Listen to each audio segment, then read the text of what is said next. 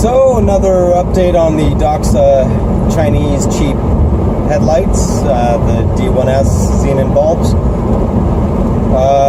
Yeah, it's been about close to 30,000 kilometers and they're still going strong, so there's really not much else to say.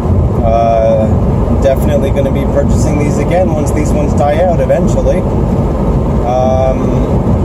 Yeah, so I guess the trick really is find an actual Chinese manufacturer that is a manufacturer and not just a reseller of existing products.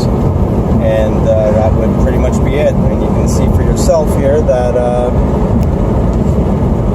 the lights are good. Well, my window's a little messed up, but you know, some high beams, low beams. Can't really, well, I guess you can't really see that, but anyway, yeah, they've been friggin' awesome. Perfect in every possible which way. Not one negative thing to say. Lumens are still good. Brightness is still good. They're both even. There's no pigment, weird, purple or pink or anything. All the color temperature is perfect, and they're identical, both left and right.